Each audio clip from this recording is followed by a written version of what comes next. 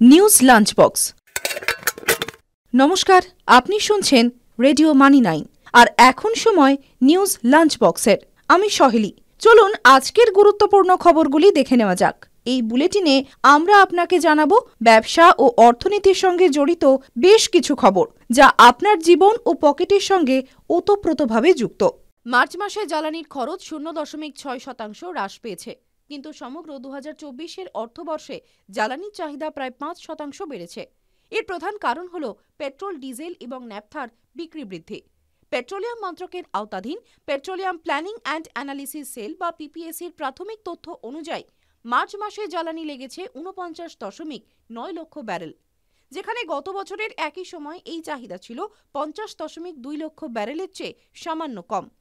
তবে 2024 অর্থবর্ষে গড়ে দৈনিক জ্বালানির চাহিদা ছিল 23.33 কোটি টন বা প্রতিদিন 46.7 লক্ষ ব্যারেল, যা গত বছর ছিল 22.3 কোটি টন বা 44.8 লক্ষ ব্যারেল।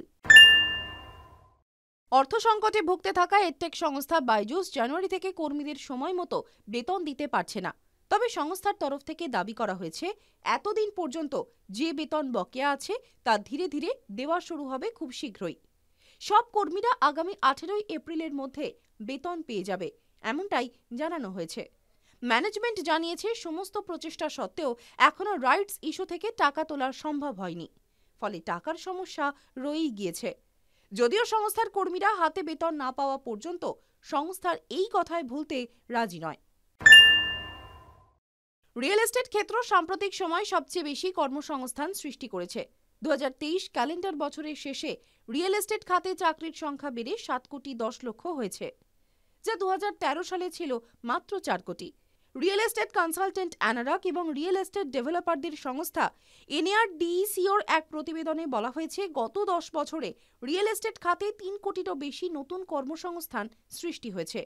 প্রতিবেদনে এও বলা হয়েছে, দেশের মোট কর্মীদের মধ্যে রিয়েল এস্টেট খাতের অংশীদারিত্ব এখন বেড়ে হয়েছে 18% বেশি। আইআরসিটিসি নবরাত্রির জন্য বিশেষ থালির ব্যবস্থা করেছে, যা বন্দে ভারত, শতাব্দী এক্সপ্রেস, রাজধানী এক্সপ্রেসের মতো ভিআইপি ট্রেনগুলিতে পাওয়া যাবে। আপনি যদি এই ট্রেনগুলিতে ভ্রমণ করেন, তবে আপনি ক্যাটারিং এর মাধ্যমে নিজের জন্য এই থালি অর্ডার করতে পারবেন। এর জন্য যাত্রীকে অনলাইনে থালি অর্ডার করতে হবে এবং সিটে বসে সেই খাবার তিনি পেয়ে যাবেন। রসুন এবং পেঁয়াজ ছাড়া খাবার, শুকনো ফল এবং উপবাস ভাঙার জন্য শুকনো খাবার, জৈন থালি, ফল, জুস, দুধ এবং পানীয় জল এই থালিতে থাকবে। আইআরসিটিসির সিআরএম অজিত সিং একথা জানিয়েছেন। তিনি জানিয়েছেন, এই থালির কারণে নবরাত্রির সময় উপবাসকারী সমস্ত যাত্রীদের উপবাস ভাঙতে কোনো সমস্যা হবে না। সুইগি এখন জলপথেও খাবার পরিবহন করবে। শ্রীনগরের ডাল লেক থেকে এই সুবিধা শুরু হচ্ছে। সুইগি জানিয়েছে যে এখন ডাল লেকের হাউস বোটে সরাসরি খাবার পৌঁছে দেওয়ার পরিষেবা চালু হচ্ছে।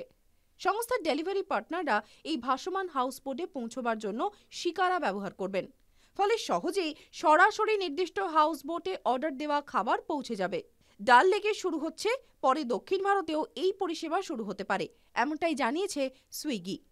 আজকের নিউজ লাঞ্চ বক্স এই পর্যন্তই। শুনতে থাকুন রেডিও মানি 9। ব্যবসা ও অর্থনীতির সর্বশেষ খবরের আপডেট পেতে এখনই মানি 9 সুপার অ্যাপ ডাউনলোড করুন। News lunch box.